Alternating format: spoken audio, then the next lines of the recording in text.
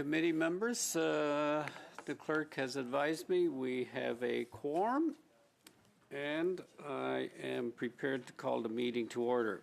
Welcome to meeting number 139 of the Standing Committee on Human Resources, Skills, Social Development, and the Status of Persons with Disabilities. Today's meeting has taken place in a hybrid format, and I would like to remind participants of the following. Please wait until I identify you, recognize you by name before speaking. We are, as I indicated, this meeting is taking place in a hybrid, meaning some members are participating virtually. To those in the room, raise your hand if you want to get my attention. Those virtually, please use the raised hand icon to get my attention. You have the option of choosing to participate in the official language of your choice. In the room, make sure you're on the proper channel that gives you the language you wish to participate in. Those in virtual, click on the globe icon on the bottom of your surface.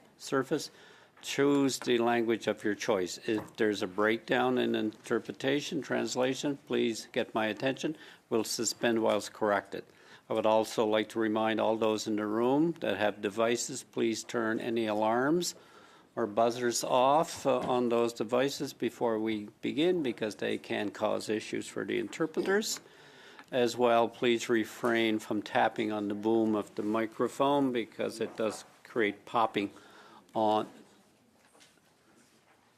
No, don't do any of that. It causes issues for the interpreters.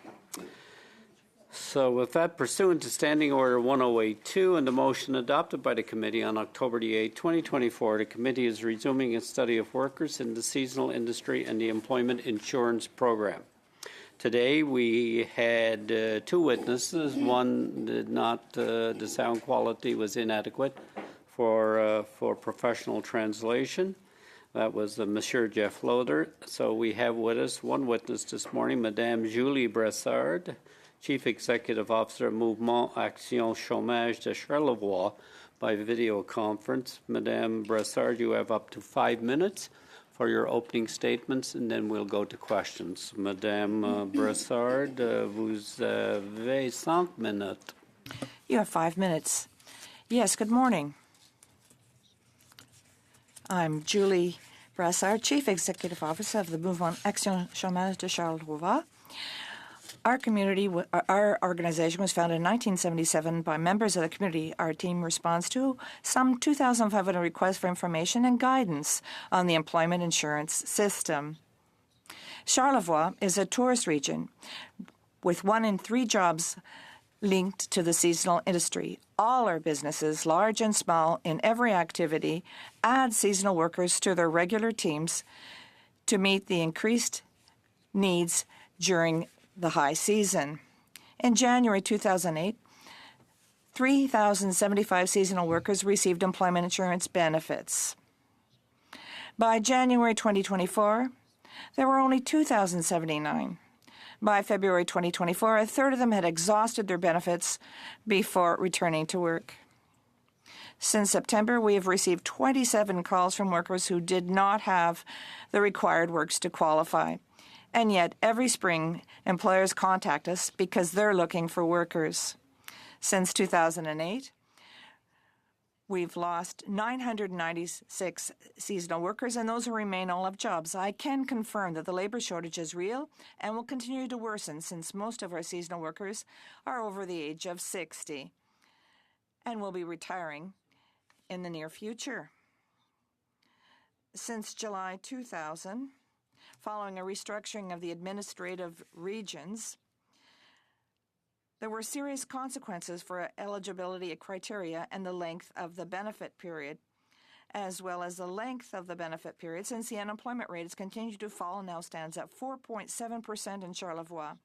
This is a major factor of poverty among our seasonal workers, most of whom are women. This unemployment rate is recalculated every month, creating instability and unpredictability, and it modifies eligibility conditions, the number of weeks of benefits payable, and amount the worker can expect to receive. A high rate requires few hours to qualify and grants more weeks of benefits. A lower rate requires up to 700 hours to qualify and gives only 14 weeks of benefits. The amount of the benefit will be influenced by the denominator, also based on the unemployment rate. Since our workers don't accumulate enough works to meet the 22 weeks work criterion, they are doubly penalized. These are low-wage workers, and they don't work full-time for the whole season, since the beginning and end of the season are often part-time.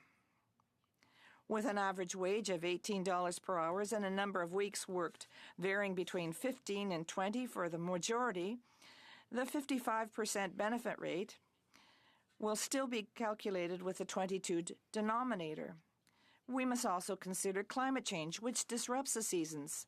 The flooding, which took place on May 1st, 2023 in Bay St. Paul, delayed the start of the season, which had consequences for many workers who were unable to work 700 hours required to qualify. We need to review this system because it no longer meets the needs of our population and our workforce reality. When 1 in 3 jobs is seasonal, our entire economy is affected. Our reality is incompatible with an unpredictable system where the rules and conditions change according to variations in an unemployment rate.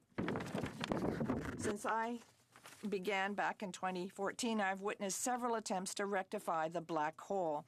In 2018, Service Québec created the Table Régionale de Consultation for the Charlevoix territory, of which we are a member. A 2-part project was put in place. A support measure for seasonal workers and businesses was set up to help them extend their working season with training access to insurable hours. The first year, 26 employees were affected by the black hole, but the following year, only 10. This initiative did not avoid the black hole altogether. Other attempts were made. Tourism Charlevoix this year launched a project already tried by others long before it. That is, sharing between 2 companies covering 2 weeks. Few companies, however, have signed up. Only 5 pairings were attempted and only 1 was successful. The fact that many workers already have other part-time jobs in winter or are already on call for their employer during the off-season makes it very difficult to carry out this kind of pairing. For Charlevoix, it's impossible for the workers to live without recourse to employment insurance. Therefore, change is needed. Thank you for your attention. Merci. Thank you, Ms. Brassard. Begin with Ms. Falk for 6 minutes. Thank you very much, Chair, and I'd like to thank our witness for being here today. I know throughout the duration of this study we have heard that it's difficult in seasonal industries to retain workers. And I was just wondering, is there 1 or 2 main reasons as to why seasonal workers seem to be leaving seasonal industries and not working in them and going elsewhere?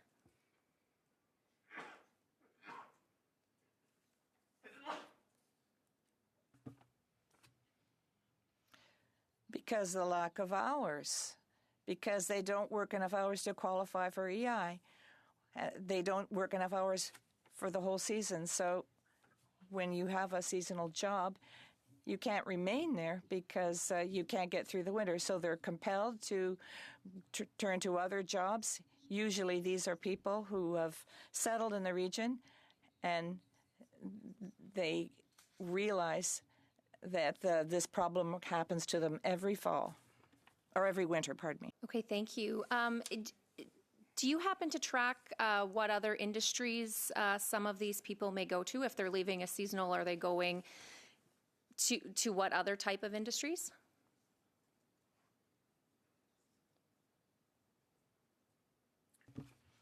As I was saying earlier, most of the people who work here in the Charlevoix region, 1 out of 3 have seasonal jobs. So obviously, when the seasonal job is over, the season drops off, and the people have, so they're the jobs that are in demand are often jobs that require a specialized skill set, and these turn into full-time jobs, but these aren't jobs that seasonal workers can apply for because they don't have the certification for the job or the experience. When the season starts up again, these people already have jobs. That's why there is not enough of people in the workforce. Thank you. Yeah, the reason I asked that question is I know in my neck of the woods, I am from Western Saskatchewan. I border Alberta, and I know we have a lot of people, for example, that are coming from Atlantic Canada that come and work in our energy sector, and our energy sector employs a lot of people specifically from Atlantic Canada, where and they'll actually relocate and move their whole family or temporarily go and then go on their off days back home. I do know that you brought up low-wage workers, and I'm just wondering, given the landscape that we have today here in Canada, how do the economic pressures such as inflation impact seasonal workers in particular? Are there other reasons or examples that you mentioned other than the hours or the salary?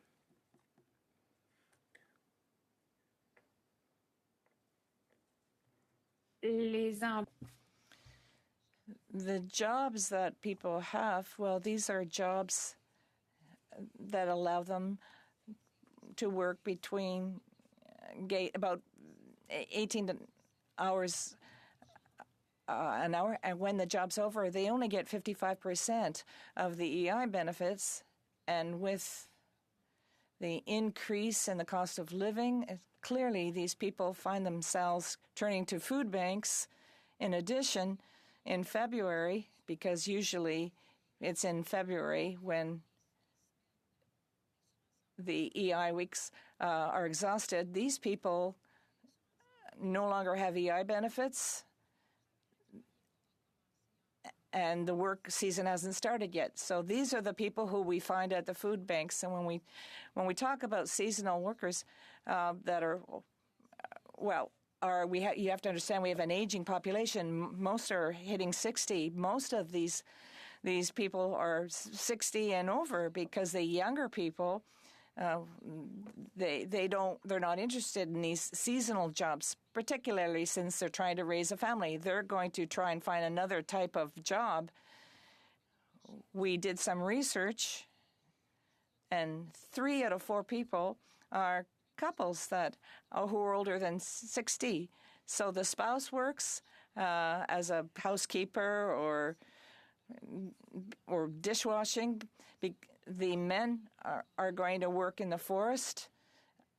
They're going to be involved in clearing land, and they're not as available for other jobs, particularly if they're dealing with the forestry work. That's the type of job where there are a lot of jobs like that in Charlevoix. There are a lot of businesses that are going to hire seasonal workers when the season begins, because they don't have enough people to meet the demand. When the tourism season starts, there's all kinds of other businesses. Have much time left. I just wanted to follow up. You had mentioned that the EI for most seasonal workers is running out in February. How long then are some of these workers going until they're receiving a paycheck again or they're working again? Like, when would the season start again?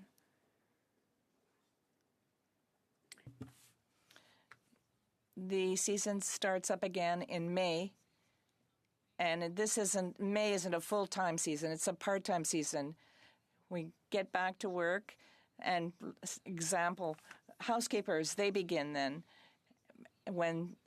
and they work primarily on the weekends, and that starts up in May. Okay, thank you very much. Thank you, Ms. Falk. Mr. Fragascatos for 6 minutes. Merci, Monsieur le Président. Madame Brassard. Thank you, Mr. Chair. Ms. Brassard, thank you for your presentation today. You talked about the issues, but do you have any key recommendations for our committee? You talked about a lot of issues, but is there one thing in particular that's very important for you and your organization. Éléments qui doivent changer à l'assurance-emploi en ce qui concerne nos travailleurs. EI, who are, for the most part, part-time workers, they need to be able to qualify for benefits because without them, well, you have to understand most of the people don't qualify, and the number of weeks worked, they have to at least be able to get to May. So these are two factors that are very difficult for them right now. And with an employment rate that varies, well, it's at 4.7 right now, obviously. So people have to qualify now with 700 hours. Those are the two most difficult issues. Thank you very much. Thank you, Ms. Brassard. Mr. Chair, I'm going to give the rest of my time to Ms. Chabot.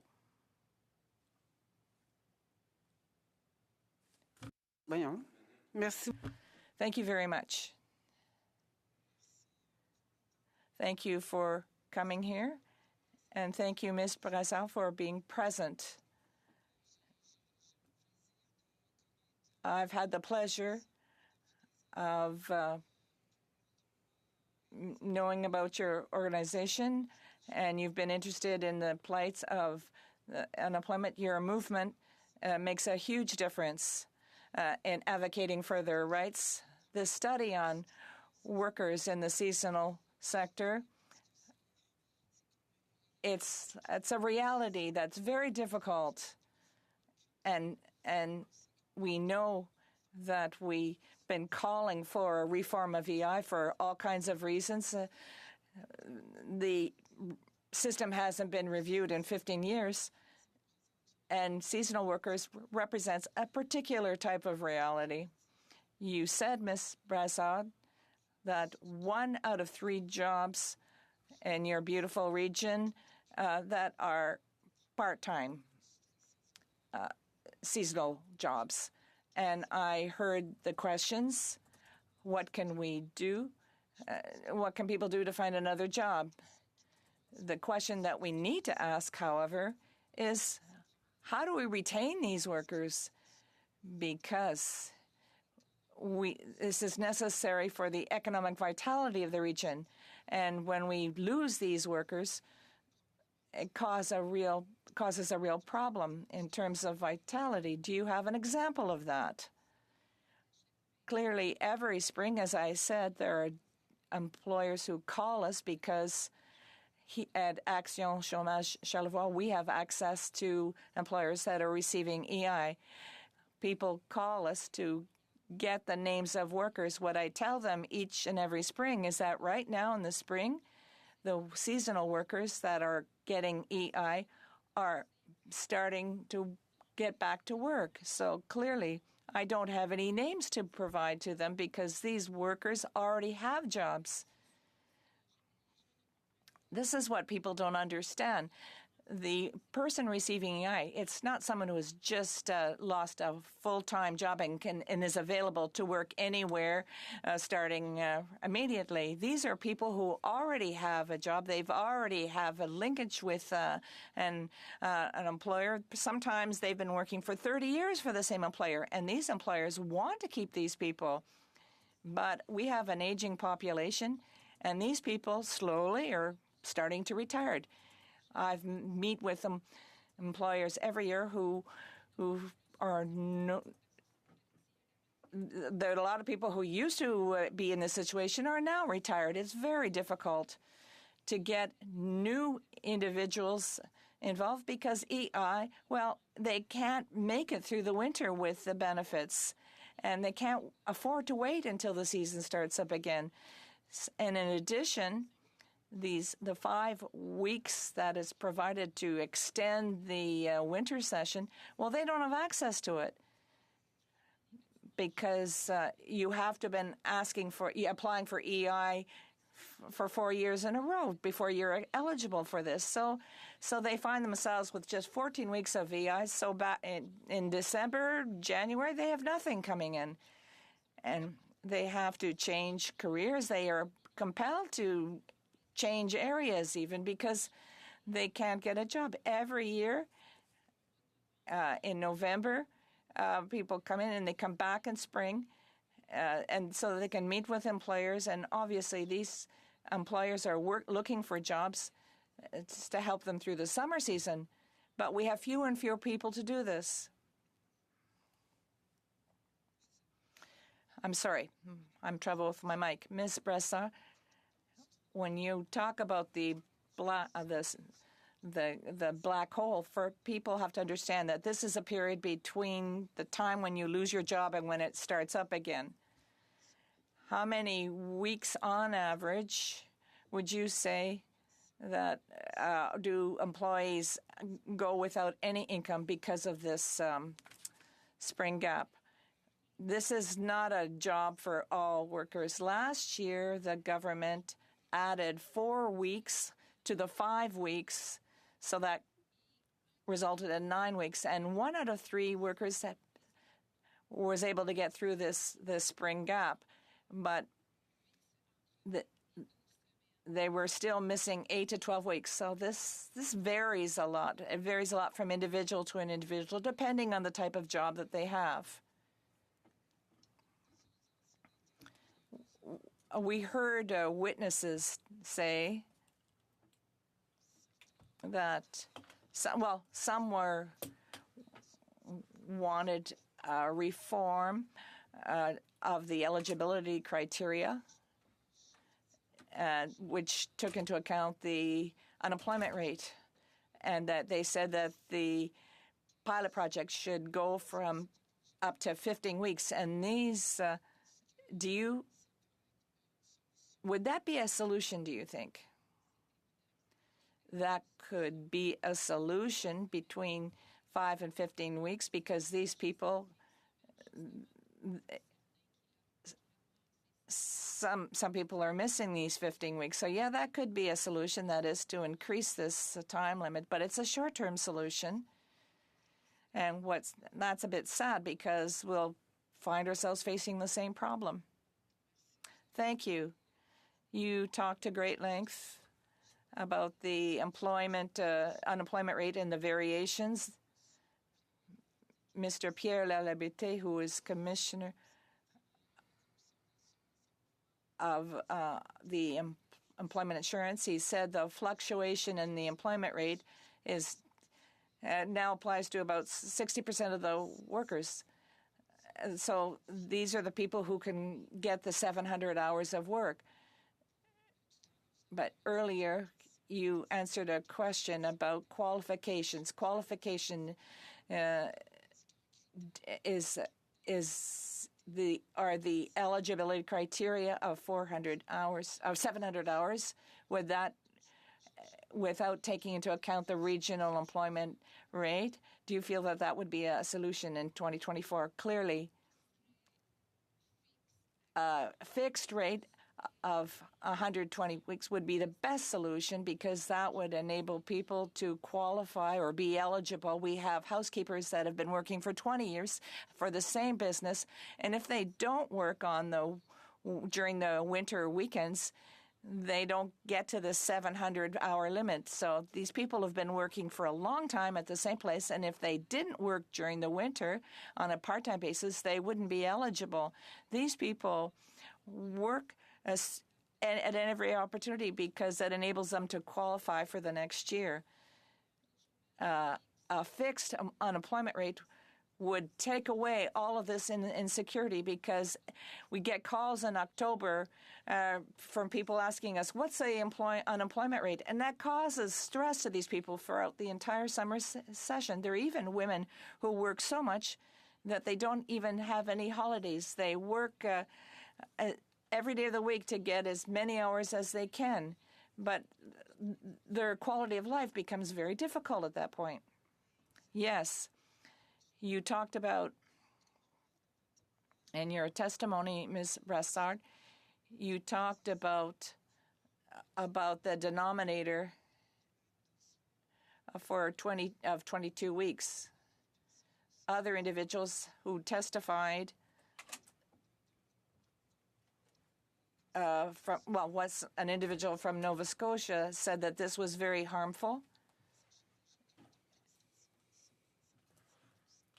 and knowing that only 55% of the people qualify with this denominator, you talked about the impact of this, but what would the solution be to deal with this problem? 22 weeks, a seasonal worker. Well, they don't do the 22 weeks. They usually do 15. So when you divide their best week, well, if somebody works 15 weeks, you add on the total of their income together and you divide by 22, and then you multiply by 55%. So a lot of people find themselves with $150 or $200 a week for unemployment benefits. I don't know how you can live with that amount of money.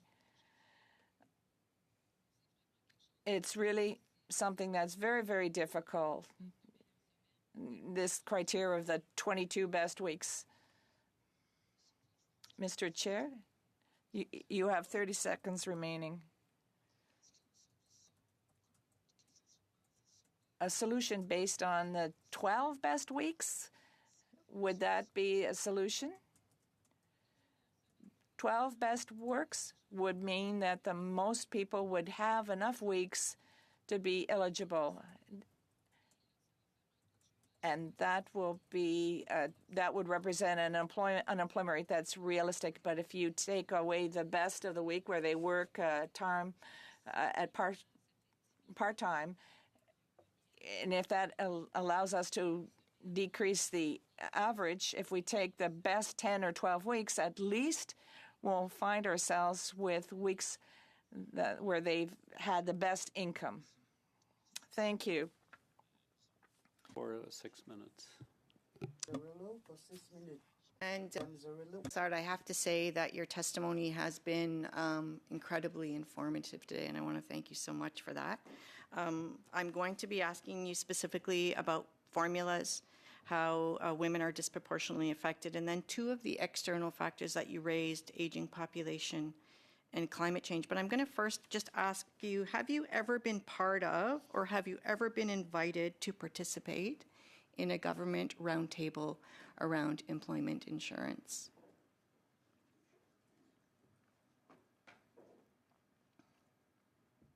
Non, j'ai jamais été invitée. No, I have never been invited to any roundtable.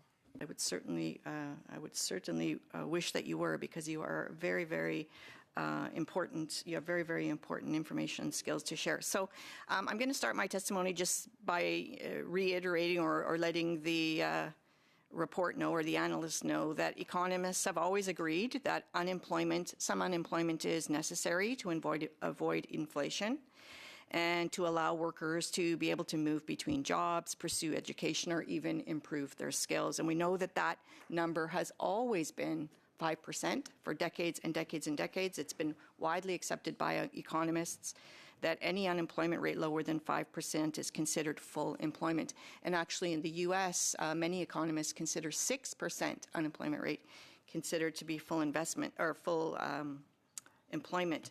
So I was really worried and concerned when I heard you mention that it's 4.7 in your region right now, and that the government cruelly and callously decides to use this unemployment rate as a factor in their formulas of who will get payment. So I wonder if you wouldn't mind just clarifying if there is a minimum on the employment rate that the formula puts in place. Like if unemployment was at 3%, are they still using 3% in their formula, the government on their EI? Or is there a minimum that they say, okay, once it gets to this number, we're not going to be using it as a factor, or we're going to use the lowest factor we could ever use is 5% or 6%. I hope that's making sense. Just want to find out about the formulas, if what chaos using the unemployment rate might be creating.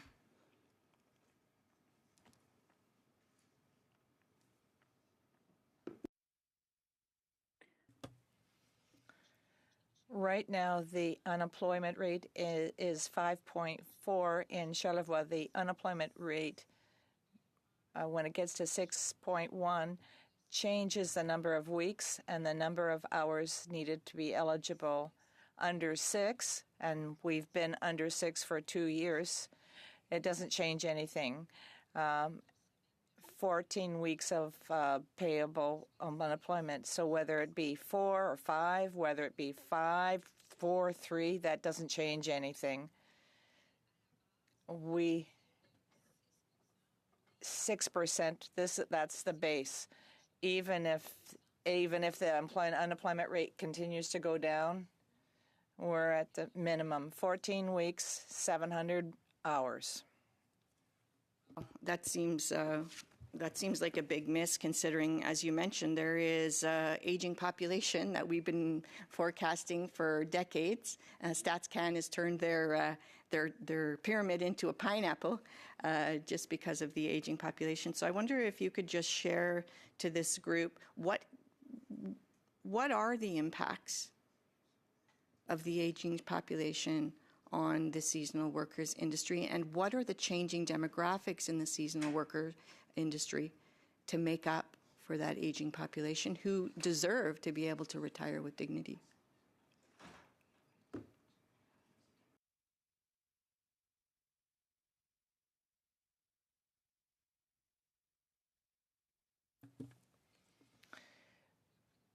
The biggest problem is the lack of workforce. Right now, what we're seeing in the tourism sector, particularly for big businesses, is that we have to get workers outside Canada in order to integrate them into the work teams. The result being that we're replacing our workers with people who come from outside the country. But these people, it's not better for them because they're going to experience the same impacts as our seasonal workers do. They're going to find themselves with a shortfall for their unemployment because they're doing the same job. But that's what's happening right now. And I'm likely only going to get one more question in this round, but I wonder if you could just expand more on how these EI formulas and the way that the EI is currently running for seasonal workers, how it's disproportionately affecting women, because we know that EI wasn't really created when women were considered to be in the workforce. Oui, les femmes sont plus... Women have feel a bigger impact because they have jobs that are not as well compensated. Men tend to be in the construction sector, and there are a lot of rules in that sector so that the jobs are better paid and there's a lot more work. But for the women, these women tend to be in jobs such as housekeeping or women who are going to work in the kitchens. These women find themselves in jobs that are less well paid, the result being that they feel the impacts more. See, Madame. Thank you, Ms. Cirillo. Thank you, Mr. Chair. And I didn't want to interrupt my colleague at the onset and do a point of order, but I just wanted to mention that once again, at the first line of questioning on the Conservative side, well, and actually even now the camera isn't on myself. And I just wanted to point out that this seems to be a trend, and in particular the first question. My colleague spoke for a good 20 seconds before the camera went on her, so I'm just wanting to bring this forth, that maybe you can bring to House Administration that it's one of 4 seats here that will always be the first question, and so it shouldn't be a surprise who goes up first. So over to my questions to the witness. Thank you very much for your testimony today.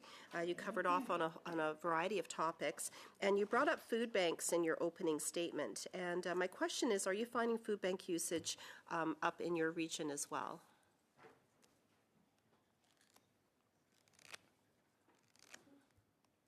Évidemment qu'ils sont utiles.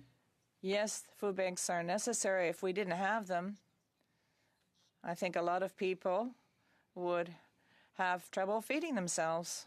Indispensable. They're indispensable. Yeah, thank you very much. We're seeing that right across the country. We know that many people are facing a cost of living crisis, and also that small businesses many of them are not at pre-pandemic sales yet, and their costs keep increasing with things like increasing taxes, such as increasing carbon tax, and many small businesses hire seasonal workers. But if people don't have disposable income to spend in businesses, and then also if the small business sales are not increasing, that means that there's less jobs available, and less part-time and less seasonal work as well. So I'm wondering if this is something that you're hearing in your region, and if you can speak to that.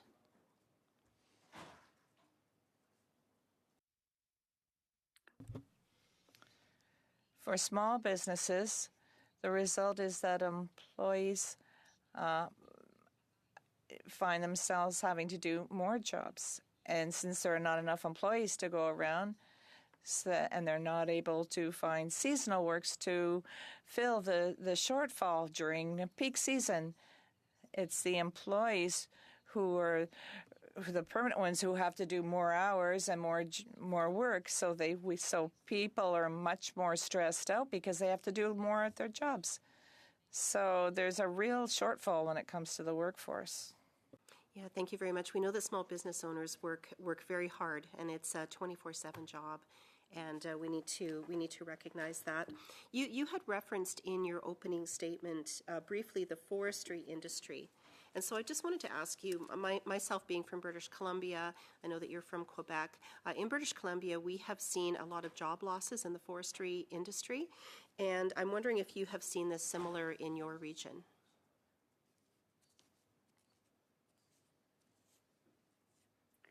Évidemment qu'on When we talk about workers who are going on retirement, we have I've known of employees who have asked for EI, and we never see them anymore. These are people that used to work in the bush because this is a job that is extremely difficult. And when you're 70 years old, well, they have no choice. They have to take their retirement because it's a job that's very difficult to do. We have a lot of workers who are 70 or older. And yesterday we had a woman who was 75 years old who needed our assistant to apply for unemployment. So it's great that people can work all that time, but when you're talking about forestry work, this is a job that's a lot more physically demanding. It's difficult, and with the climate change that's occurring, it's not always easy.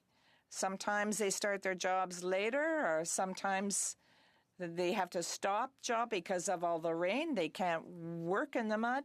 So the climate change has really disrupted the seasons. We know that the government talks quite a bit about transitioning and about shutting down a lot of resource sector jobs, and yet can't really explain what people would transition to.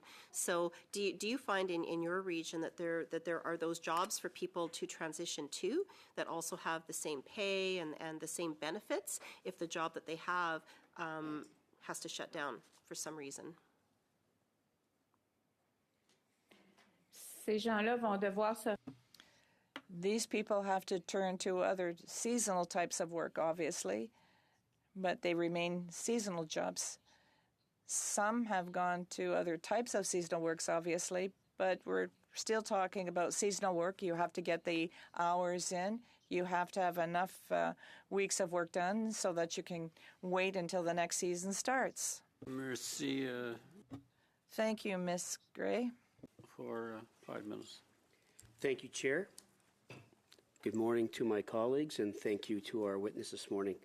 I want to talk to you just about the additional weeks of employment insurance for seasonal workers in targeted regions. And there's 13 regions, real quickly: Newfoundland and Labrador, Eastern Nova Scotia, Western Nova Scotia, Prince Edward Island, Charlottetown, Madawaska, Charlotte, Restigouche, Albert, Gaspé, Île-de-Madeleine, Lower St. Lawrence and North Shore, Central Quebec, Chicoutimi, Jonquière, Northwestern Quebec, Yukon. So obviously, if you're a seasonal worker, you can claim 5 or up to 9 weeks, depending on the conditions. So I guess my first question to you is, do you think a lower amount of hours to qualify for EI should be implemented, and what would that number be?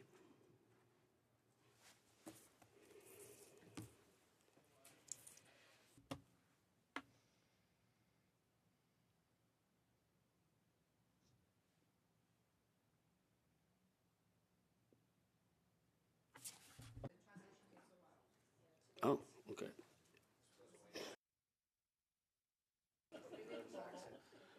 Répétez votre question. Did I read that? Please repeat your question. Oh, my goodness. Okay.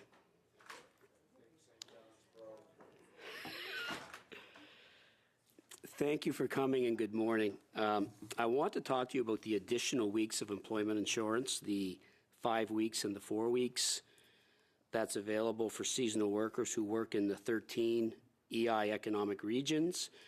They go from Newfoundland and Labrador right down to Yukon.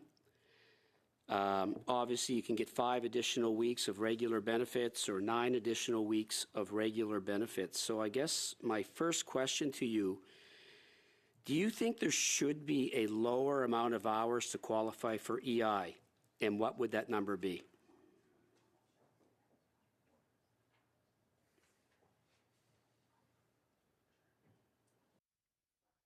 Est-ce qu'on Is this question for me? Oui. Yes. OK. Okay, I'm sorry. Right now, the 4 weeks doesn't exist anymore. That came to an end in September, so the people who are going to have to working this year won't have access to this 4 weeks. It'll have to be 5 weeks. And the number of hours to qualify, if you look at the people who need to get enough works in, the number of hours has to be at least 400 hours. That would enable everyone to be eligible for EI with enough weeks. And also, do you think the divisor is a problem if the divisor is 18 compared to 14? Oui, le dénominateur est Yes, the divisor is a problem because we're talking about 22 weeks right now, and for 2 years now it's been this 22 weeks. The divisor is just that's how we determine the best weeks to establish the EI rate and establishing the amount that people are going to get. So at 22 weeks, when people work only 15 weeks, the result is it's going to be divided by 22. So it's not an average that's going to be fair. Scenario for you. I'm just going to read this slowly. So let's say somebody is working in the tourism sector from May to October. And after the season is over, they want to continue to work and go work, for example, just say at a grocery store. So when next May comes back, if she leaves the grocery store job to return to the tourism sector because they need her back, she gets penalized with a voluntary departure. Then she loses all her hours she made at the grocery store and thus harder to qualify. So do you feel that that rule should be changed? So they're not évidemment, c'est une règle qui Yes, this is a rule. It's quite drastic because we have many people who have 2 or 3 jobs. So if there's a problem with one of the jobs and they want to get more hours, otherwise, sometimes they're going to try a new job to get these additional hours. And when they want to go back to their other job, obviously, this is a voluntary departure, and if it's not accepted by Service Canada, they lose all of their hours, even the hours, if you have 3 jobs, say, and you leave one job, the two other jobs, if you had accumulated hours, you would lose those accumulated hours as well. So you lose all of the hours from all the jobs that you had. So it's a rule that is very, very drastic. Yes. Thank you. Thank you, Mr. Long. Madame Chabot for 2.5 minutes. It may be as short. Merci bien. Thank you, Mr. Chair. Good questions have been asked, and I get upset when I see that this EI system, which is supposed to protect workers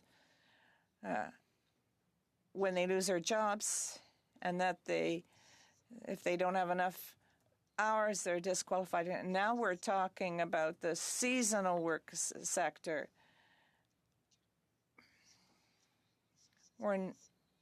We're talking about the industry per se, and we count on this industry for high caliber jobs.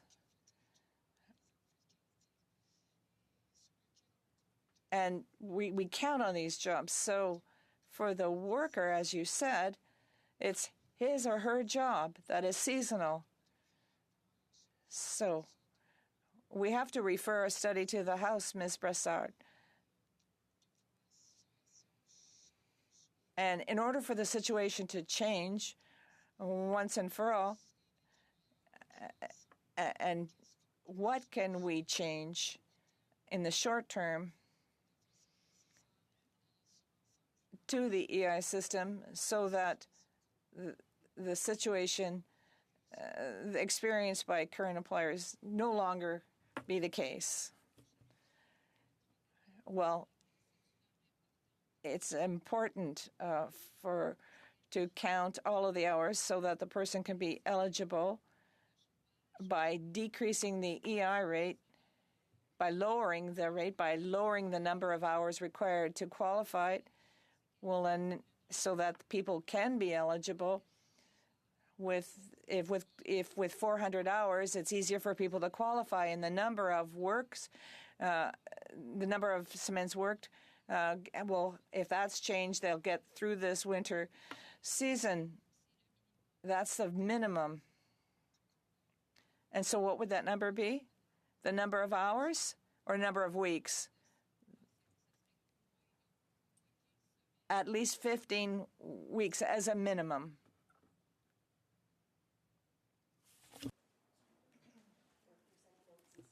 I still have time. Do you have anything further you wish to add, Ms. Brassard? We've been asking the government for change for several years now, and we were under the impression that this year that the government was going to proceed and ensure that the system starts to become adequate once again so that people can live adequately. That's not the case. It's too bad. Really, the workers who are currently on EI, and these workers are wondering what they're going to do. It's very difficult when they call us and they're trying to get news. Madame, you can run the clock out till 12. Okay, appreciate it. Thank you very much.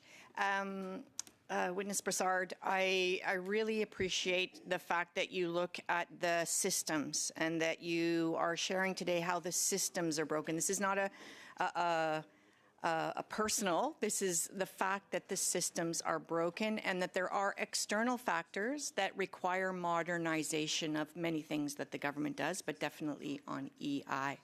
So I want to go back to climate change because you did raise it. And I think that climate change is an important factor for seasonal workers. We heard from many witnesses that the way that business used to be run, the way that employment used to be done, is affected by climate change. So if you could share what does the government need to do related to EI in consideration of climate change and seasonal workers?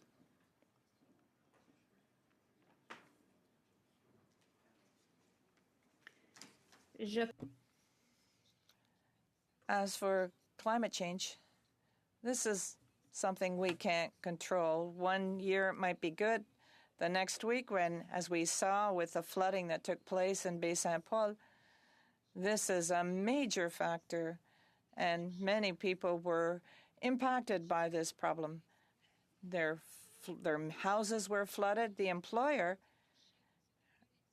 may not have been affected, but the people who find themselves with a flooded house, they can't start working. So they weren't entitled to EI because the job was there. They could have continued working, but how can they go to work when the house is underwater? It's no longer habitable. So the person is trying to find another place of accommodation and get organized. So when this person can't get EI because the employer wasn't flooded, these are elements that we had to deal with that year. And people were calling us because they were flooded out. They couldn't get to work. They were in no state to work, but they had no resources. EI did not help these people. And I'm just going to close out by just asking, I know that you have a campaign, Employment Insurance Must Protect Us. I thank you for that work. I know that there's letters going to the Prime Minister. I wonder if you could just share for this committee about your campaign, why you decided to bring the campaign forward, and why it's so important to unemployed workers.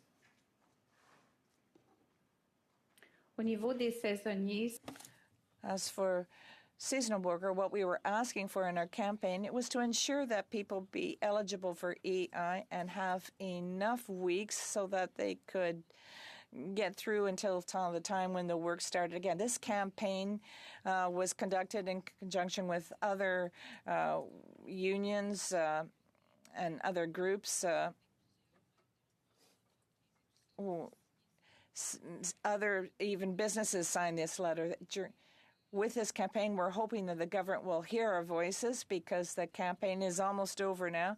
We're hoping that it will advance things and change things. We have to put an end to this problem for seasonal workers. This has been going on. We've been asking for change for too long now. We've been asking the government to change the system. Madame Brassard, merci beaucoup pour votre témoignage. Thank you for your testimony, Ms. Brassard. The committee will suspend while we transition to the second hour. We'll suspend for 2 minutes. Suspend.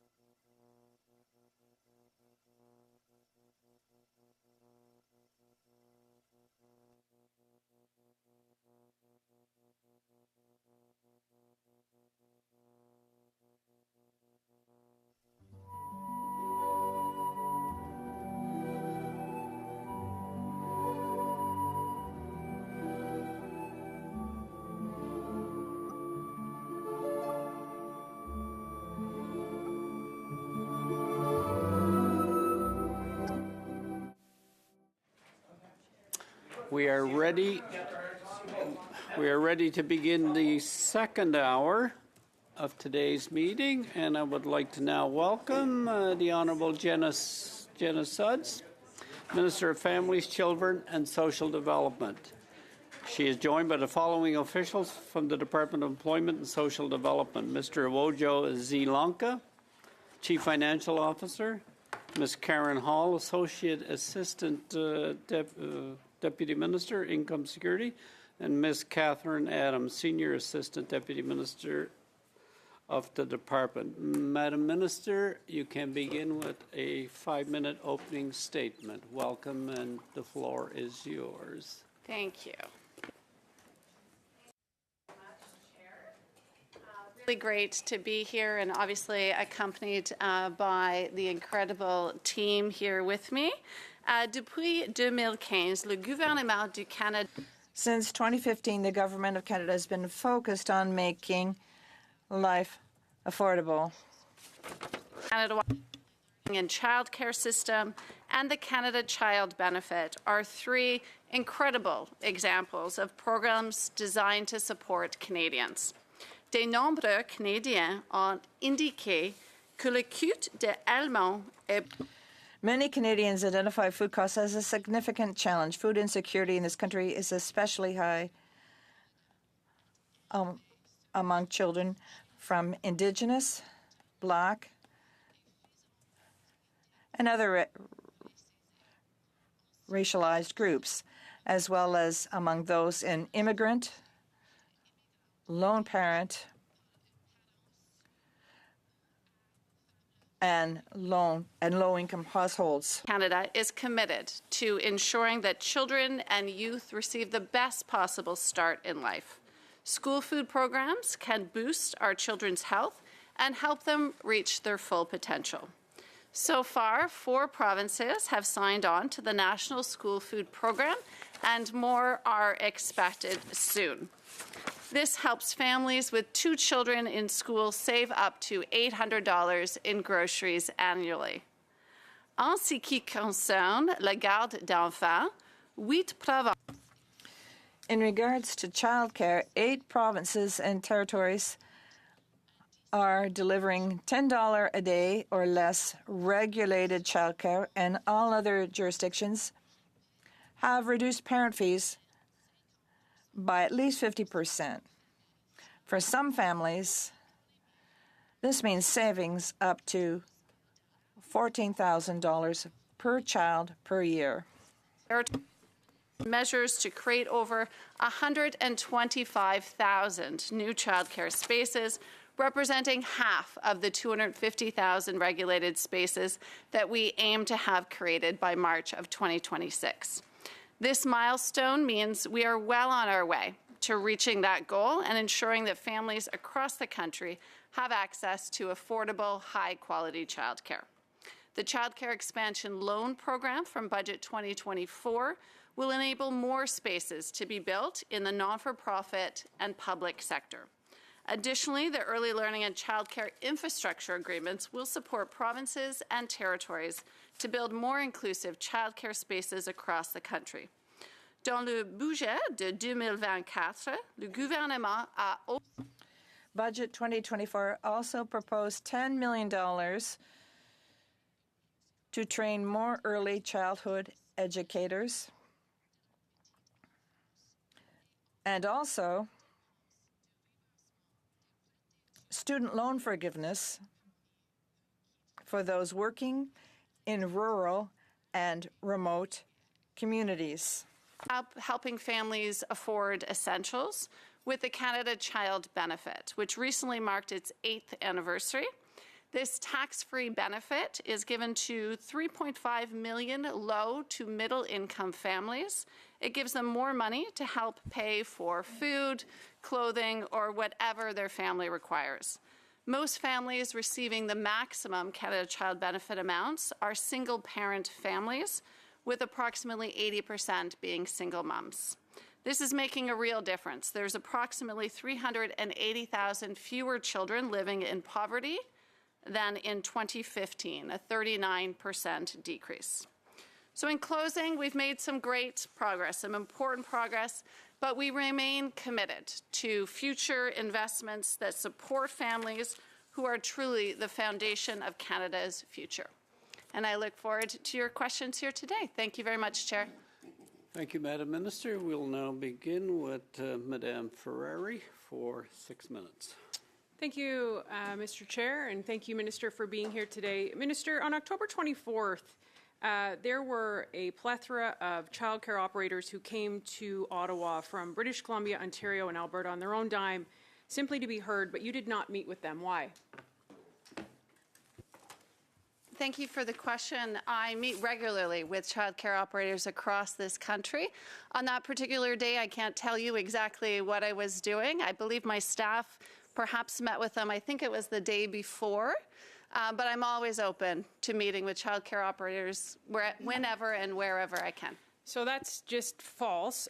The organizer of that group wrote to you saying that your staff absolutely did go outside, but instead to take photos, these are her words, within minutes of our meeting start time for the apparent purpose of further mocking, discrediting, and shaming those present on social media by questioning the group size. So she has written to you multiple times, and including yesterday on December 2nd. So they represent 150,000 licensed childcare spaces, or more than 15% of all licensed childcare spaces, saying that you will meet with everyone. Will you commit today to meeting with this group?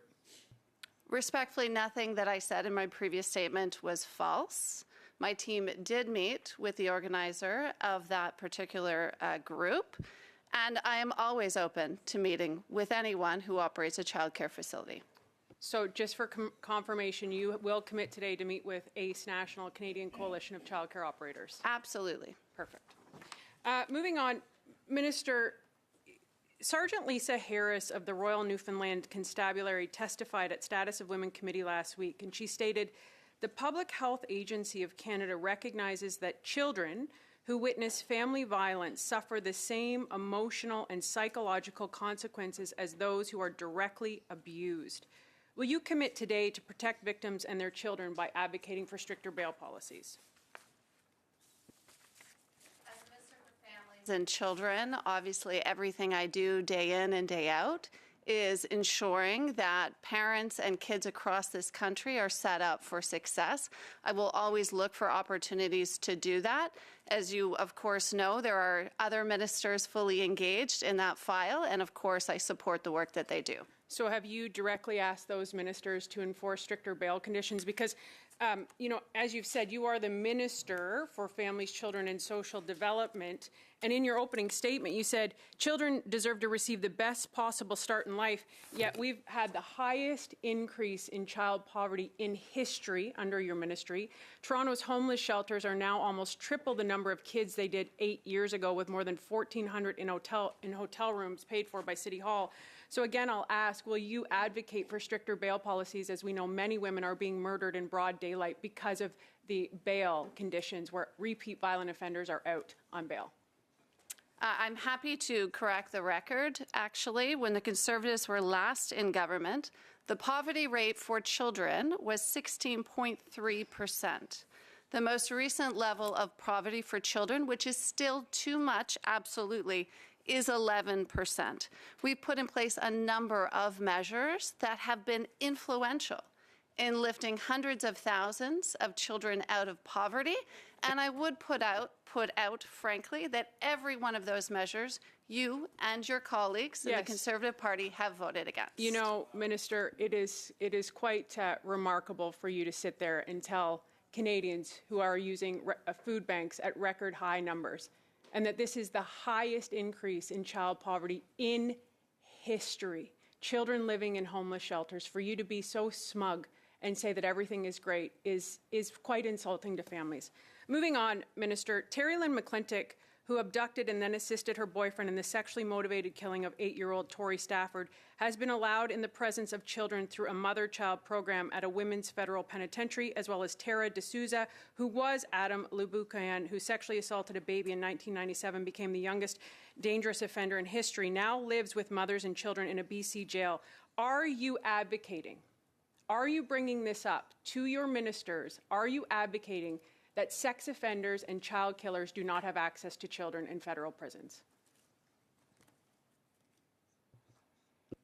Sorry.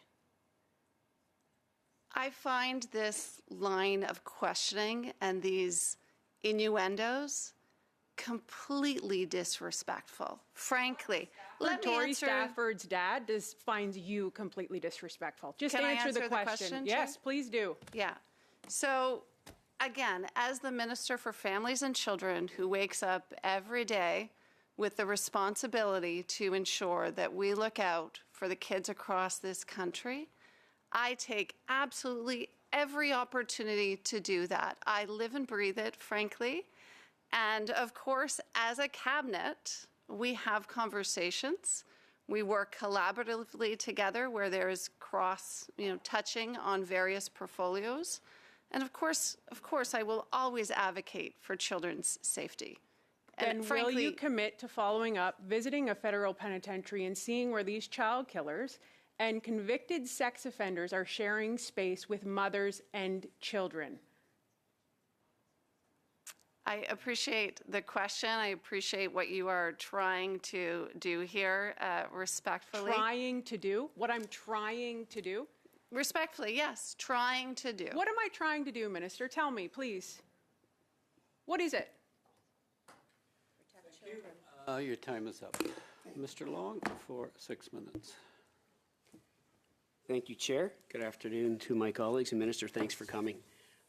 Just a couple comments before I actually ask you some questions. Is, one thing I'm most proud of when I went door to door back in 15, 19, or 2021 is that people in my riding of St. John Rosse need support. And, as Liberals, we believe that government can do good things for people, that we can come forth with national, transformational, I would say, programs that help people most in need. And I think that as a government, we can be and should be judged by how we try to support the most vulnerable and people that need it the most. And, you certainly mentioned the Canada Child Benefit, the changes we made to that in 2016, how we targeted to people in need, how we've increased it with inflation, how, so many families, single mothers, et cetera, have benefited and used that as a lifeline. But further to that, whether it's the, child care program, whether it's the school meal program, we want to try to help families, help single mothers, help single parents. And I think that we are, like you said, we still obviously have a lot of work to do. There's a lot of challenges that we have, but we are doing a lot for Canadians, and I want to thank you for that. I want to talk about my new Premier, Premier Susan Holt in New Brunswick, who obviously is a breath of fresh air after, Conservative Blaine Higgs Premier that really fought us every step of the way with respect to programs. We had to drag him kicking and screaming over the early learning child care line. Didn't want to participate in the school food program. And we saw what happened to Premier Higgs. I mean, he lost his own seat. New Brunswickers clearly rejected that form of politics. But back to the throne speech that just actually was read, I guess, 2 weeks back. In building a Canada-wide early learning and childcare system relies on dedication and hard work of early childhood educators, making it essential to attract, re-attract, and retain skilled professionals. And I was really pleased to hear Premier Holt recognize the critical role ECEs play in this effort in the speech from the throne. So question to you is, how can we best support these educators? By improving working conditions, increasing wages, and offering greater financial support to students entering the field. Thank you. Thank you very much for the question. I was very encouraged by Premier Holt's remarks, and frankly, the number of times that she mentioned a number of the programs that we've been working on together, namely the $10 a day early learning and childcare program, as well as her ambition around joining our national school food program. These are two great examples of programs that provide tremendous financial relief for parents. Of course, we all know how expensive it is to raise a family. The specifics in New Brunswick, I would suggest there's still a lot of work to be done when it comes to supporting the workforce.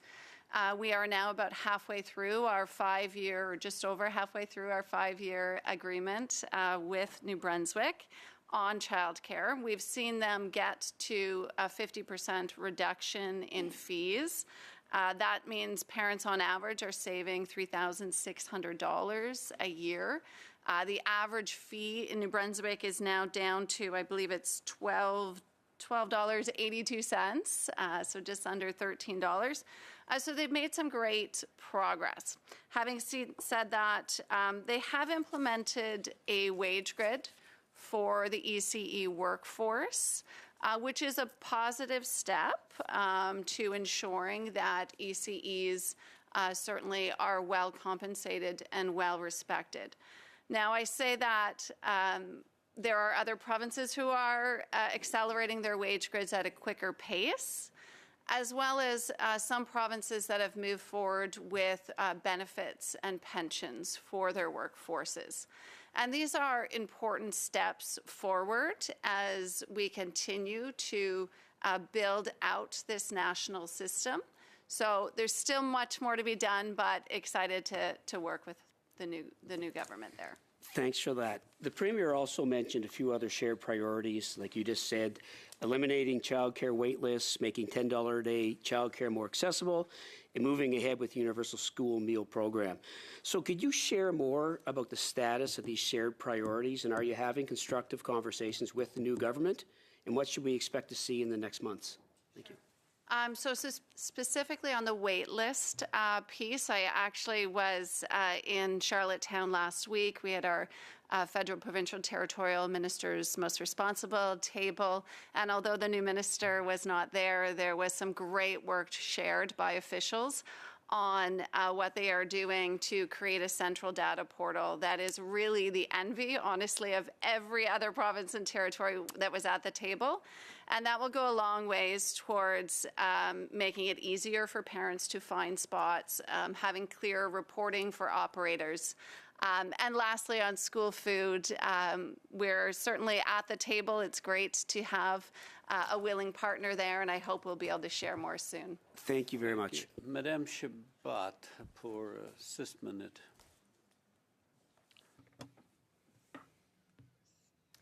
Thank you, Mr. Chair. Thank you, Madam Minister, and congratulations on your French.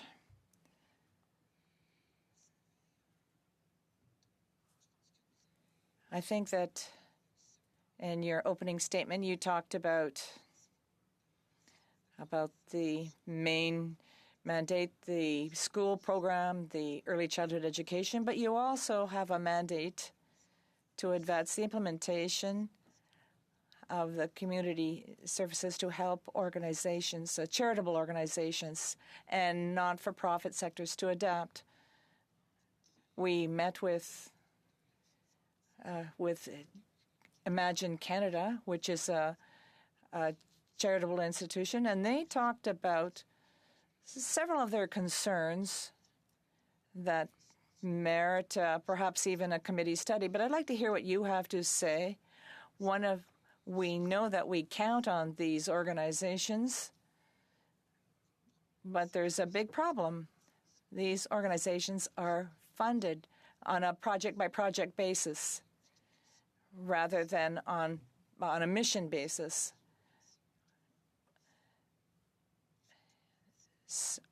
So as part of your mandate, you need to implement the advance of this fund.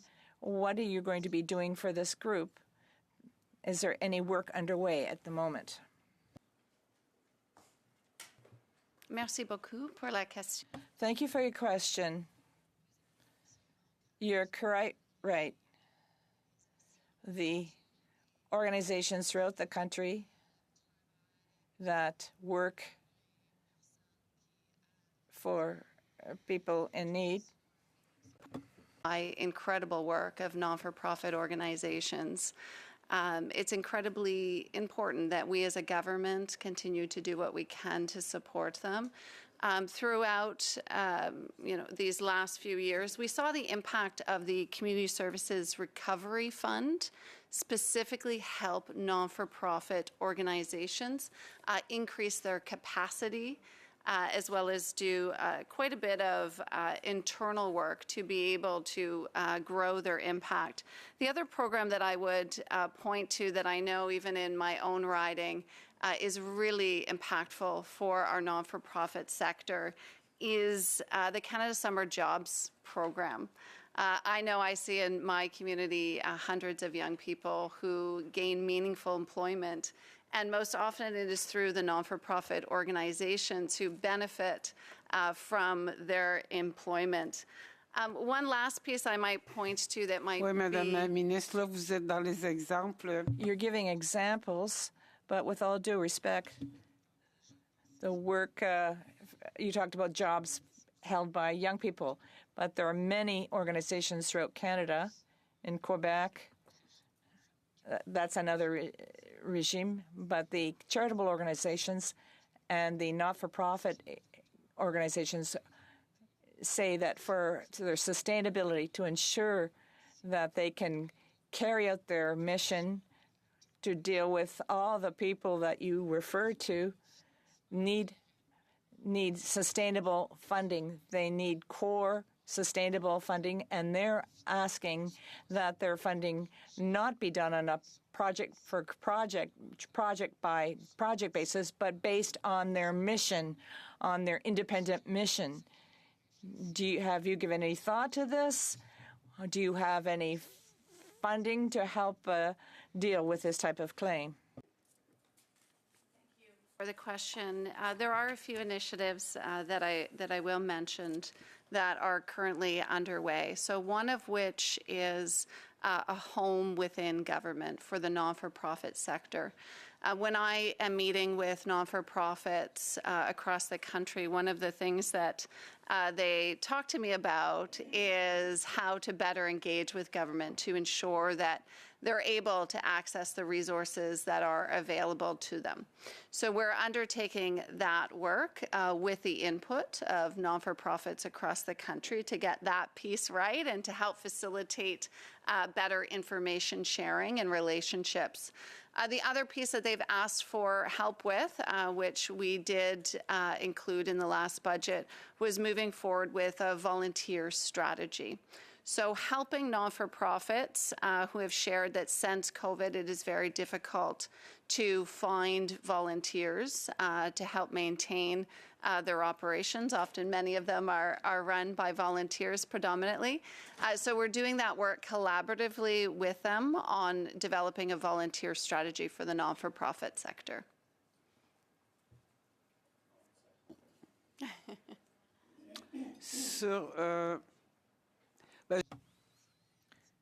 What type of work is in progress? Because the groups that we all meet with, they would like to know in terms of data collection, in terms of strategy, what's been set up to satisfy their concerns. Do you have any additional data to provide us on this? I would thank you for that. Sure. I would reiterate that the work that's underway around the home for the sector within government, I think, addresses the questions that you just asked, and the opportunity to feed into that work exists. Merci, Madame Shabat. Madame Zarillo, for 6 minutes. Thank you so much, and thank you for the Minister for being here. And I'm going to start with my questions on Jordan's principle. So, Minister, you're responsible for children, and my colleague Laurie Idlout raised in the House just last week that the Liberals are actively fighting against the Human Rights Tribunal orders and allowing First Nations children to die. And in fact, 3 First Nations children have died in care since January of this year.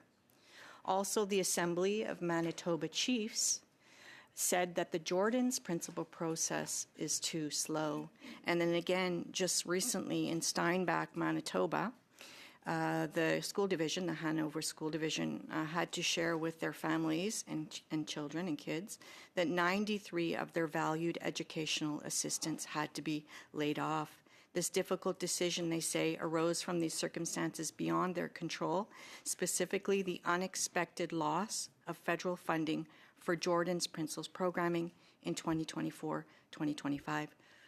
So, Minister, I know that the Liberal government has decided to very much silo Indigenous issues outside of other ministries. I know that I asked an Indigenous housing question last week, and the housing minister didn't feel that they were worth responding to. So I am going to just pose it to you.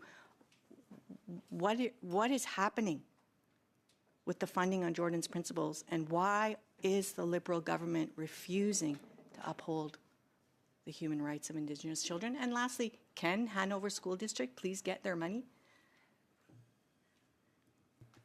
Thank you for the question. I'll have to follow up on that last piece. Thank you. But having said that, I appreciate the question that you've raised, and obviously incredibly important. I'll share that predominantly the work that I have been doing with the Indigenous community has been with respect to the early learning and childcare program. Having said that, of course, there are additional ministers who are specifically working with communities and have responsibility on Jordan's Principle. I would, if you'll entertain it, perhaps ask our ADM, Catherine Adams, if she can speak to the current status. Thank you, Mr. Chair. In terms of Jordan's Principle, and I am very cognizant of what you said around siloing issues, but the reality is on Jordan's Principle, which is an important funding base to ensure that Indigenous children are receiving the same kinds of services commensurate with what we're seeing provinces and territories able to provide, but also not to have these children their development or in a sense set back, as jurisdictions may argue back and forth over who actually has accountability in the issue. But Jordan's Principle really does run through Indigenous Services Canada and through Crown Indigenous Relations. So I know you know that I don't have much time, so I'm going to go back to the Minister. So are you telling me, Minister, that you do not have any influence or jurisdiction over Indigenous children as it relates to Jordan's Principle, even though you are the Minister of Children and Social Development? I would suggest that there's a team effort. It is not just myself who would have any decision-making capacity solely there, but there's a tremendous amount of collaboration amongst myself and my colleagues to ensure that, as the ADM has quite rightly said, that Indigenous children have the same rights and opportunities as all children across the country. Are you aware that there are 40,000 Jordan's Principles requests in backlog? That would be the purview of another ministry who has that visibility, but okay. So I'm just going to go on that silo topic. So recently, this week actually, the AG released a report on seniors, saying that the Liberal government was not analyzing or even tracking the data on their programs for seniors, and that also there needed to be in their recommendations some inter-ministry communications. So I'm interested to know exactly what the inter-ministry communications are around Jordan's Principle for Indigenous Children. If you can't share it today, I'd like to have it brought to this committee to understand what are the links between the Ministry of Families, Children and Social Development and Indigenous Services. I think that's where you said that Jordan's Principles was sitting. So I'll give you the opportunity to answer, but I also would like a follow-up answer. Sure, and I'll ask ADM Adams to address that. So we'd be happy to provide in writing, working with our colleagues in other departments, both information with, if we can, on the backlog situation, and to address your other issues about how we're going to work together as ministries. Okay, that's great. And then I just want to go on, you mentioned, Minister, about that your work is around also looking at Indigenous children and childcare spaces, 3,300 promised. I'm wondering about the workforce strategy to get us there. There's a sectoral roundtable. Can you update us on the status of that sectoral roundtable and any workforce strategy you have for early childcare and learning? Sorry, was that specifically for Indigenous educators just or in in general? general. Okay. Happy to. Short? Okay, the short answer is at the federal, provincial, territorial meeting last week with all of my counterparts, we did move forward additional work that's been happening on creating a multi-jurisdictional workforce strategy. That work's still ongoing. It's not complete, but is a priority among all provinces and territories. Thank you, Ms. Cirillo. Madame Gray for 5 minutes. Thank you, Mr. Chair. Illicit drug overdoses are now the leading cause of death among youth in British Columbia aged 10 to 18, according to figures by BC Coroner Service. As the Minister for Children and Families, you must surely be concerned with these numbers.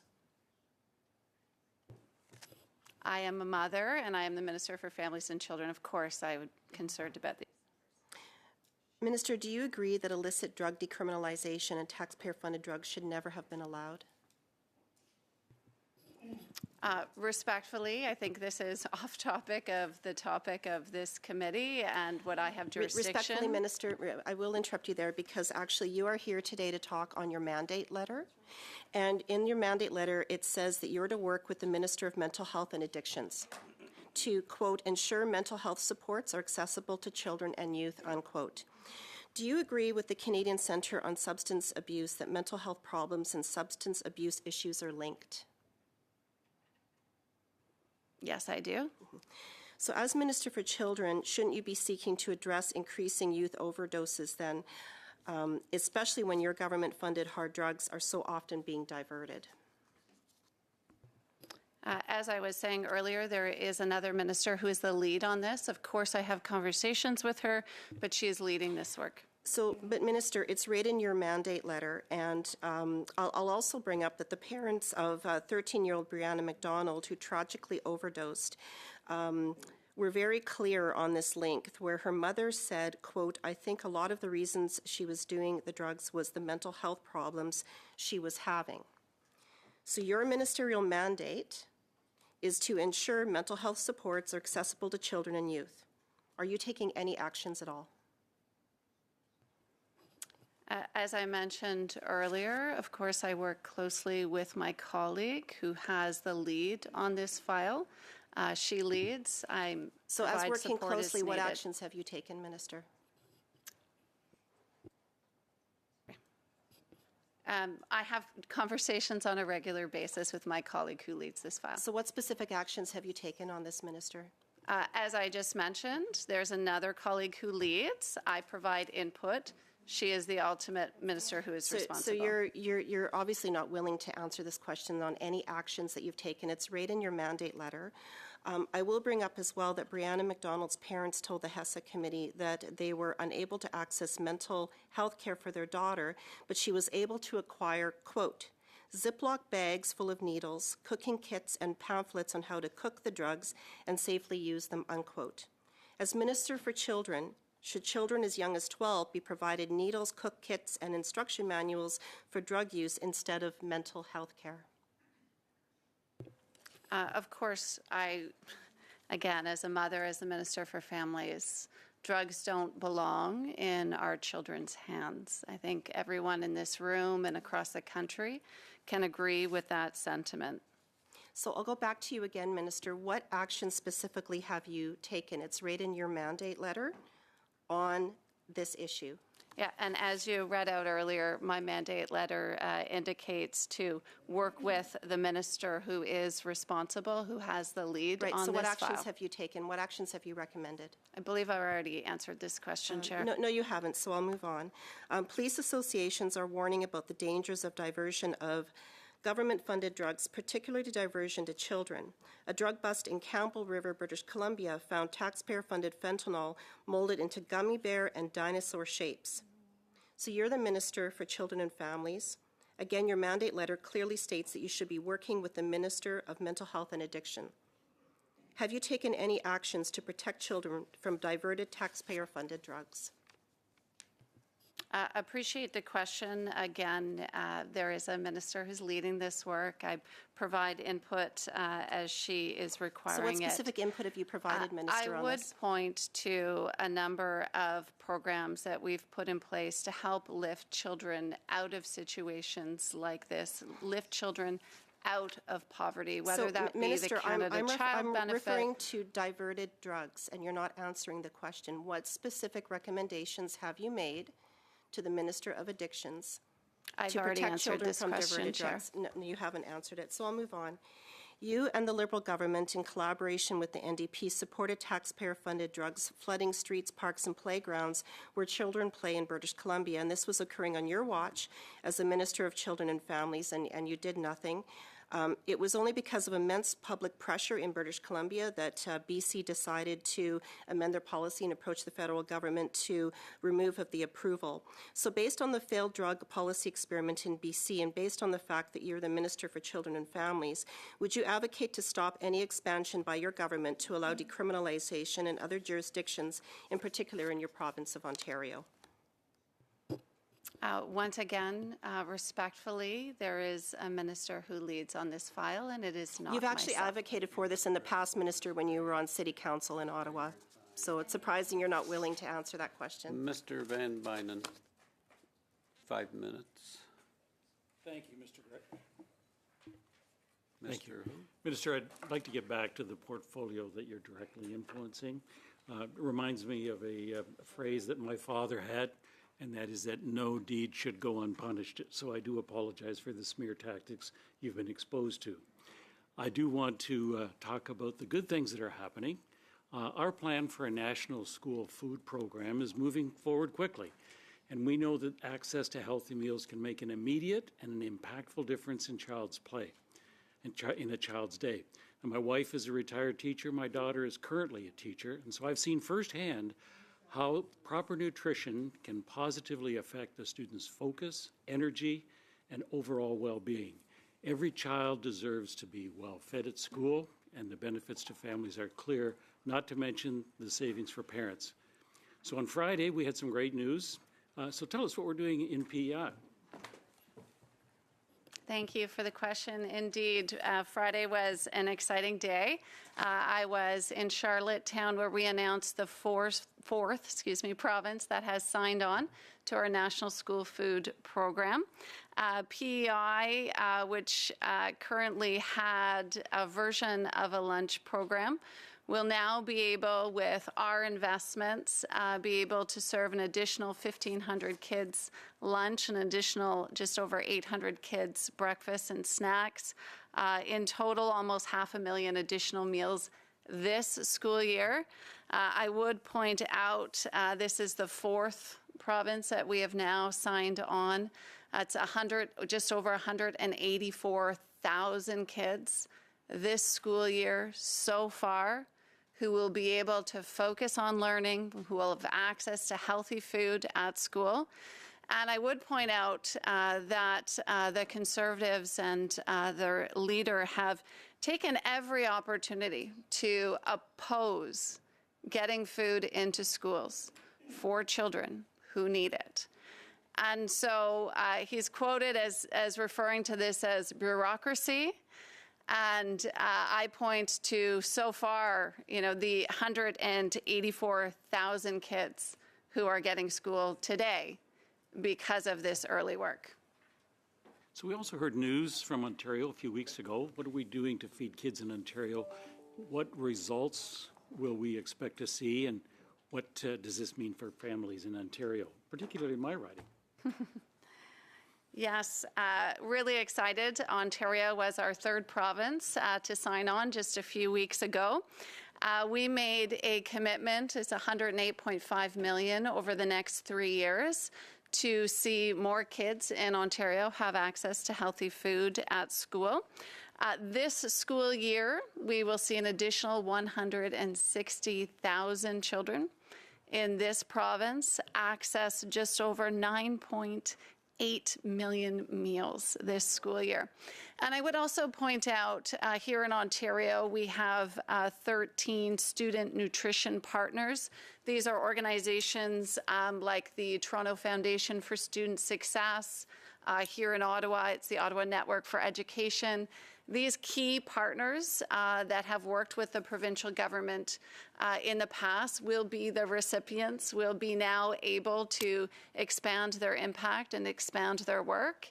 And frankly, it's really just about getting more food into kids' bellies so they can focus on being kids. Well, we heard earlier that these discussions are about your mandate letter. Can you share some of the key priorities that you've set for your mandate? Absolutely. Thank you for the question. I'll point to, first of all, maybe just finishing off on school food. In this year's budget, we committed $1 billion to be able to see an additional 400,000 kids across this country access food at school. And in just a few short months, we've already been able to reach agreements with 4 provinces. It is my ambition to get all 13 provinces and territories signed as quickly as possible. So continuing to accelerate and focus on that work, which at the end of the day is again about making sure kids can learn, focus on being a kid, having access to food, ensuring they have a full belly at school. This is also impactful, of course, for parents. It's estimated that a family of 4 will save $800 in groceries this school year because of this program. So it's very impactful as well in helping to address some of the affordability challenges that we recognize are out there. Okay, thank you. Thank you, Mr. Van Bynen. Madame Chabot, à vous la parole pour 6. Ms. Chabot, you have the floor for 6 minutes. You're also... pardon me, it's for 2 minutes, 30 seconds, Ms. Chabot.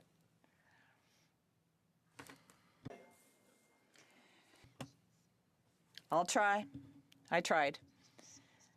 You're also responsible for Service Canada. Yesterday, the Auditor General, when asked a question about seniors, we have seen that the government doesn't really know if the OAS really meets the needs of seniors. That's another question, though.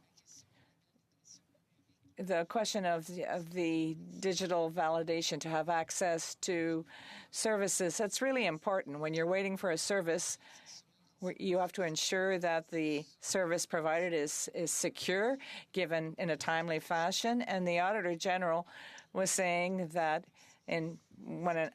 further to an audit, that Service Canada did not manage to implement the digital verification system. There are a lot of money that's been invested in us, but where are we with this? Question. I believe it's 6 ministers within ESDC, and I don't have responsibility over Service Canada. It is Minister Beach who oversees that particular function, as well as the particular issue you raised around digitization.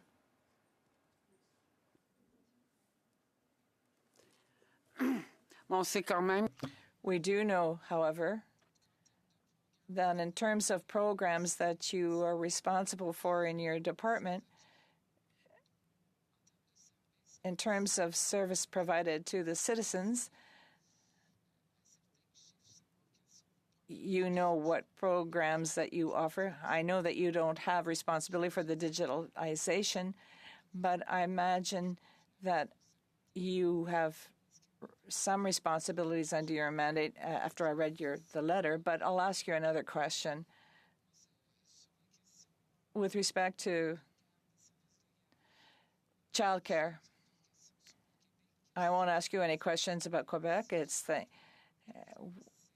thanks to Quebec that you're able to provide these services. But what concerns me is for young Indigenous children, you have a clear mandate to work with your Indigenous partners to ensure that the young children get an early childcare learning program that is culturally appropriate. Can you update us on what's been done up until now?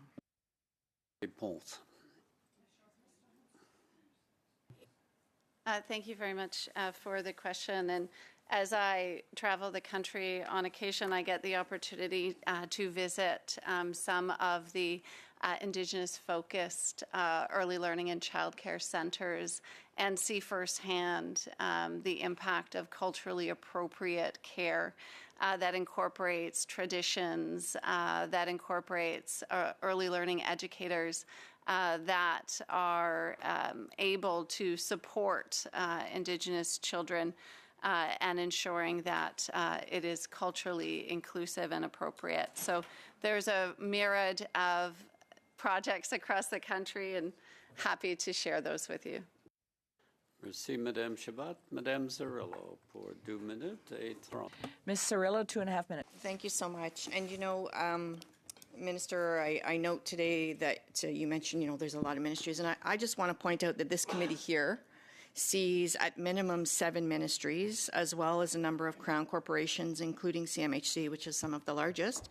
But we are still able to ask questions, answer questions, and have a full understanding of those files. So I'm a little bit concerned today, the amount of responses that came back that, it's somebody else's ministry, it's somebody else's. So I'm asking, Minister, if you would share with your cabinet that it's important that we modernize, or they modernize, the way that they're thinking about these issues. Even Canadian Tire sells food, and the grocery store sells toys. Like, every single type of business has had to modernize and cross over, intersect, and I just think I'm really disappointed today that we've seen how antiquated the Liberal government has set up their department. So yeah, that's a message from the NDP. It's a message from me that they really need to modernize. So I'm going to go back to the AG report on seniors that said that ESDC was not analyzing the data on the programs that the government was offering for seniors to see if they are sufficient. So my question is, what work is your department doing to ensure that the programs that you're responsible for are sufficient? And I'll add onto that as a secondary, if you can answer it, is like, how are you making sure that Indigenous children are getting the supports they need?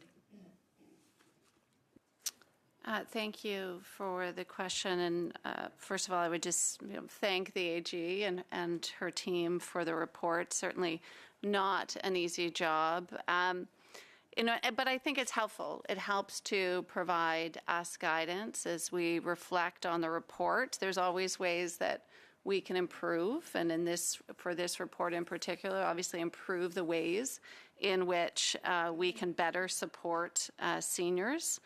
I think I might pass to ADM Catherine Adams on the interdepartmental stuff. So in terms of the recent Auditor General's report, we take those findings very seriously as a department. And we'll be working to see what we can do going forward to be able to ensure both the adequacy of the retirement income system that we have in Canada and to make sure that we can really dig into disaggregating the data to get a fuller picture. it's going to be important, and it is important to the department and to officials that we're doing that regularly with almost all of our programs and services. Thank you. We will close with 5 and 5. So, Ms. Gray, for 5 minutes. Thank you, Mr. Chair.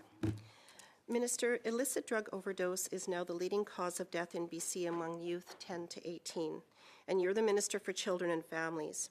And we've seen the failed drug experiment in British Columbia.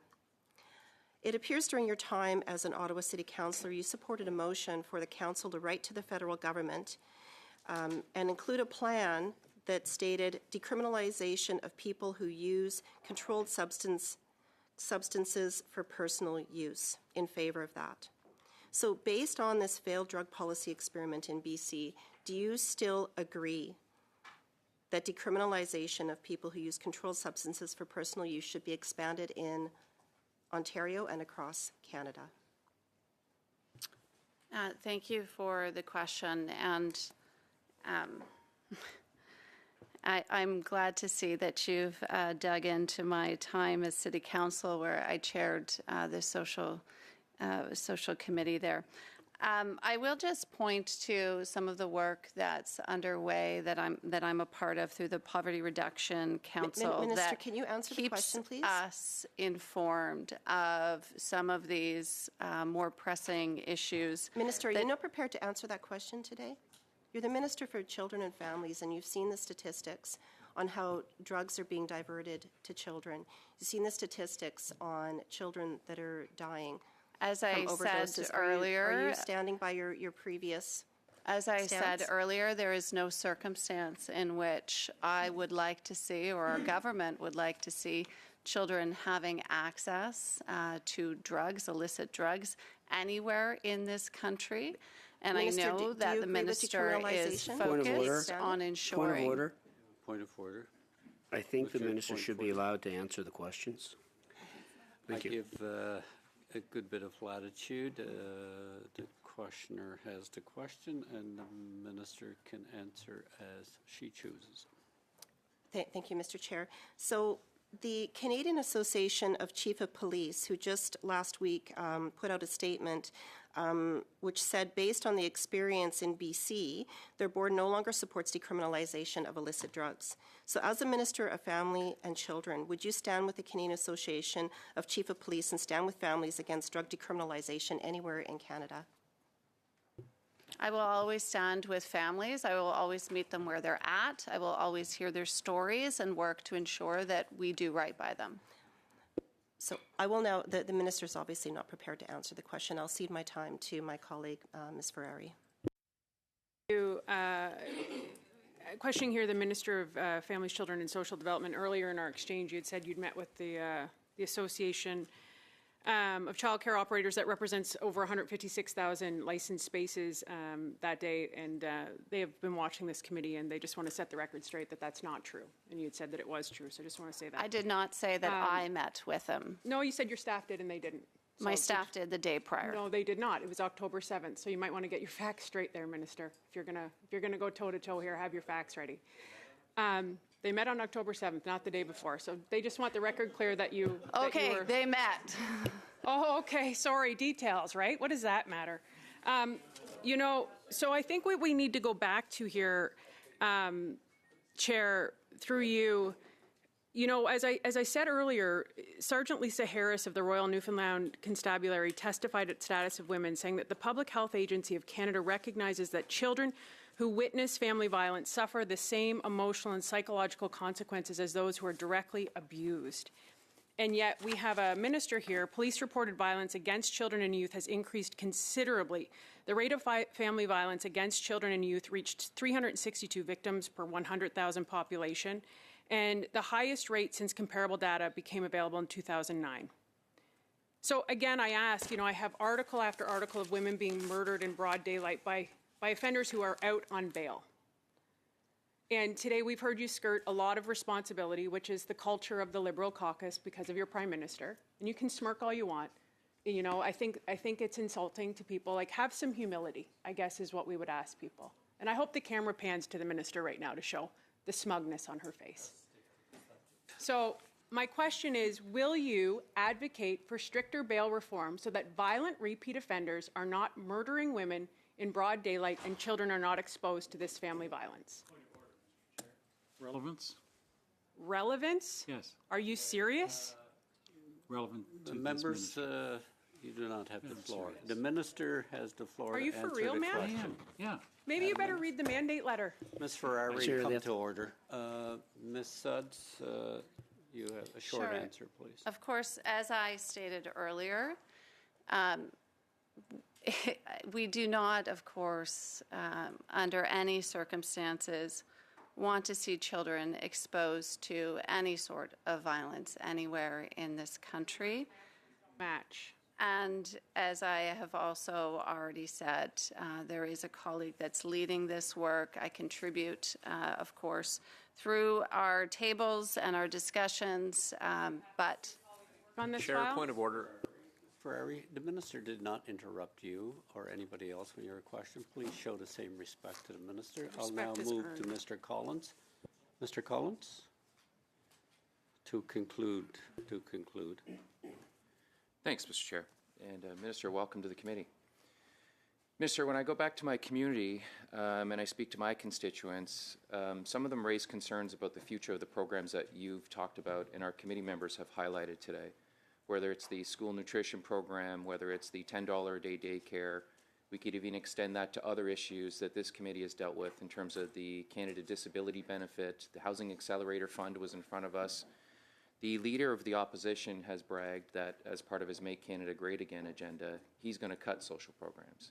I don't have a crystal ball that tells me what those programs are, but some of those that I just referenced are likely on the chopping block. He's been very evasive when pressed in the House in terms of how he's going to cut the budget and balance the books, as he's bragged about for the last year. And I think that part of his Make Canada Great Again agenda is to cut social programs. Can you highlight, maybe in a very general way, what your constituents are saying about those programs, how it's helped from an affordability perspective, how it's helped them in terms of lifting people out of poverty? I think you tried to answer some of those questions when pressed by the opposition, but you weren't given the opportunity, so I'll give you that opportunity now.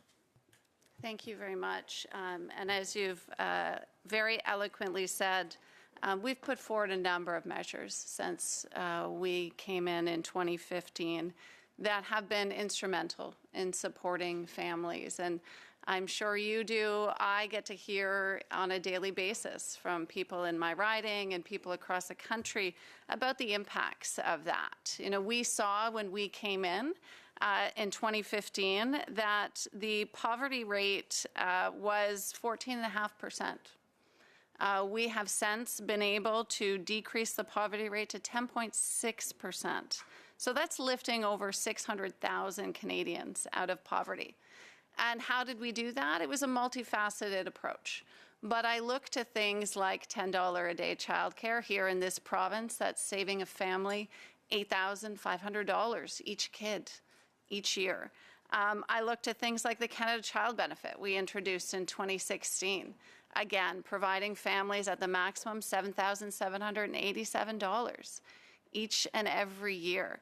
I looked at things like the National School Food Program I just mentioned here in Ontario, saving families about $800 for a family of 4. You know, incrementally, each one of these policies has met the moment. And then I would fast forward to most recently and introducing a tax holiday for all Canadians. Moving forward with that over these next 2 months through the holidays, through the expensive winter and holiday season, is real relief, you know, meeting families where they're at. And at every opportunity, each one of those programs, we have witnessed and we have heard, not only do the Conservatives not support, but they would actively deconstruct if given the opportunity. 1 minute. Well, I'll take the last minute, Minister, to talk about a couple people in my riding, in my city. Judith Bishop and Don Jaffrey have been champions for the $10 a day daycare. They've sent me some information that highlights that the province of Ontario has been pretty slow. Conservative government, foot drag on most social issues, as I just referenced, federally and provincially. And if they were sitting here today, they'd say, you know, is there something more the government can do to create some healthy tension with the province of Ontario to move the metrics, to get the families the savings that they deserve, to build wage capacity within the sector, to help those people who are struggling to provide those programs in municipalities across the province and across the country. Can you comment on that briefly with the time that I have left? Absolutely. It is fair to say that there's still a lot of work to happen here in Ontario. I am encouraged, and we are seeing some positive signs with respect to the province now pivoting to a more sustainable way of funding childcare operators starting in the new year, as well as a cap on fees at an average of $22. So some progress, but what has been slow is the space creation. And so I encourage parents like those in your riding, advocates that I get to speak to on a regular basis, to continue to use their voice, to certainly share the impact, oftentimes quite profound for families here in Ontario and across the country, to ensure that, frankly, all levels of government, and particularly here in Ontario, continue to do the work to make sure that families can benefit from this. Thank you. Collins, thank you, Minister. Is it the will of the committee to adjourn? Committee is adjourned.